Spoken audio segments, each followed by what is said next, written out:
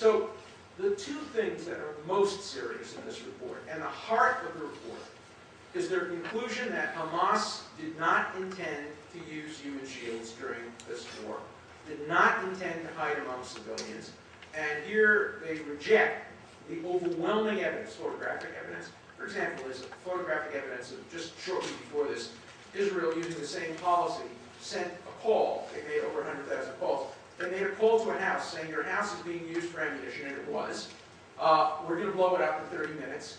We want to give you warning to get out. What other country, by the way, gives warning? So Israel gave warning to get out. So what do you think Hamas did? They found out about the warning, and they gathered 25 or 30 women and children on the roof of the building, thereby precluding Israel from targeting what was a legitimate military target. They knew that.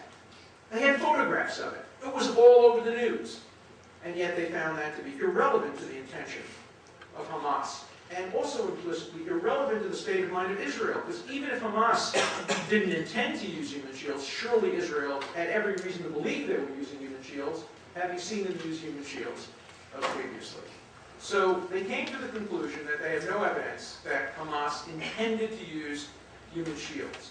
But then when it comes to Israel, and this is a conclusion that is so unbelievable that almost no Israeli, not B'Tselem, not Peace Now, not the hard left, nobody in Israel virtually has credited this conclusion. The mission finds that the incidents and patterns considered in this report, that is the killing of civilians, and there were hundreds of civilians killed, are the result of deliberate planning and policy decisions. The mission found in every case that the Israeli armed forces had carried out direct intentional strikes against civilians. The mission finds, I'm quoting, that the conduct of the Israeli armed forces in these cases would constitute grave breaches of the Fourth Geneva Convention in relation to willful killings and willful causing great suffering, etc., etc. So their basic core conclusion is that the Israeli government, the Israeli military, all these ethics commissions, changed their history over all these years and made a policy decision to deliberately and willfully target civilians, to kill as many civilians as possible. Now, what interest would Israel have in killing civilians? They try in every way not to kill civilians. And then they quote from Israelis, and they say, this proves it. And the quotes are all from Israelis who say, we're going to destroy the infrastructure of Hamas. We're going to destroy their government buildings. We're going to destroy their tunnels. We're going to destroy some of their industry. Now, that may be wrong. And it may even be, under some technical definition, a war crime to attack an empty government building at 3 o'clock in the morning. But you can't infer, logically, morally, from a statement that Israel is aiming to destroy the Reichstag, the equivalent of the Reichstag, the Hamas parliament, at 3 o'clock in the morning, that it also intended to kill 500, 600, 1,000 civilians. And yet that's the leap of logic. And if Judge Goldstone were here, I would point my finger at him and I would say, Judge Goldstone, point me to one item of evidence that demonstrates that any Israeli leader wanted to kill civilians, ordered soldiers to kill people with their hands up or holding white flags. Point to one piece of evidence, and he would stand there dumbstruck. He could not believe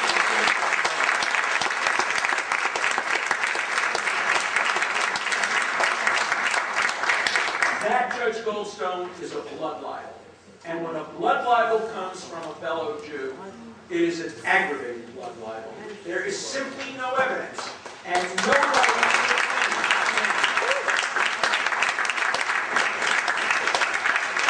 that Israel deliberately set out to kill civilians.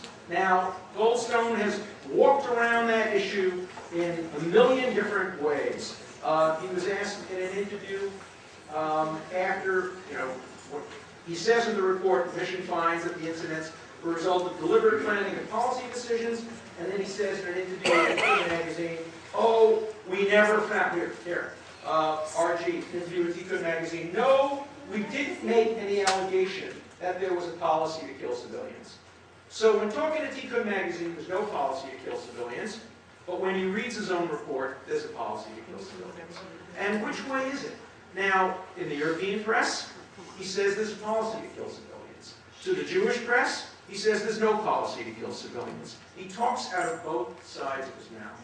And it's imperative that he sit next to somebody at some point who knows his report and knows his interviews and subject himself to answering these hard questions. Where are you, Judge Goldstone?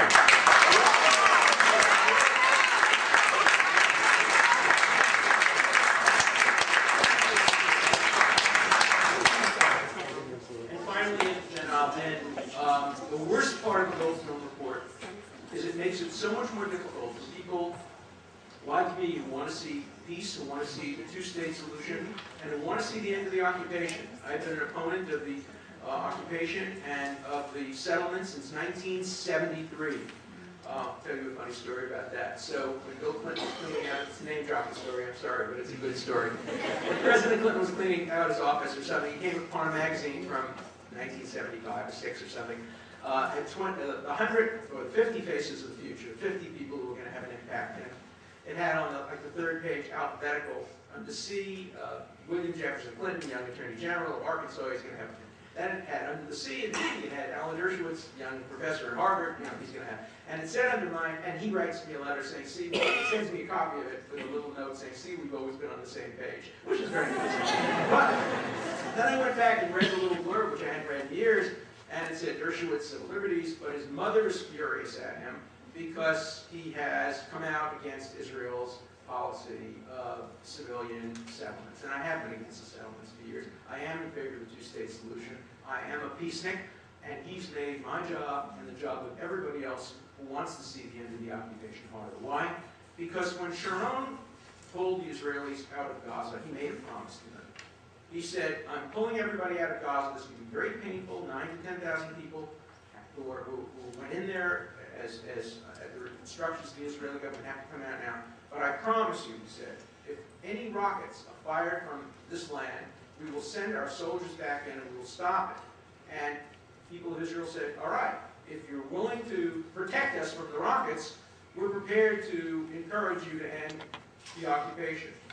Now, how hard will it be to end the occupation of the West Bank after the Goldstone report? When no prime minister can say, we have a lawful method of preventing Hamas when it takes over the West Bank, which it will. What method do we have now to stop Hamas or Islamic Jihad or any of the other groups from rocketing Ben Gurion Airport, from rocketing downtown Tel Aviv, 13, 14 miles away, from rocketing Kfar Etzion, from rocketing at so many other areas, Kfar Saba, which are right on the border. And every prime minister will say, we have no assurances. We've tried this, doesn't work. We've tried commando raids, they attack us. We've tried targeted killings, they attack us. We tried to do what we did in Gaza, they attack us. I guess we're just going to have to stay there. And that's the terrible, terrible tragedy, is the naivete and the arrogance of Judge Goldstone, who actually, I think, believed that he could maybe change this report and make it more balanced. And what he did instead is he took a report which had no credibility because the UN Human Rights Council has condemned Israel more than all the other countries of the world combined. The only reason it has credibility is because it has a Jewish name attached to it. The only reason it has credibility is because Judge Goldstone allowed himself to be used in this way. And as a result of that, peace is more distant. Israel's right to defend itself is more questionable. The whole enterprise of human rights has been cast into question. If the International Criminal Court were to take this case, it would mark the end of any possibility of the United States ever ratifying and joining the International Criminal Court, something I would like to see the United States do. So for liberals like me, for progressives like me, for human rights and civil liberties people, this is a disaster. It's a disaster from every political perspective.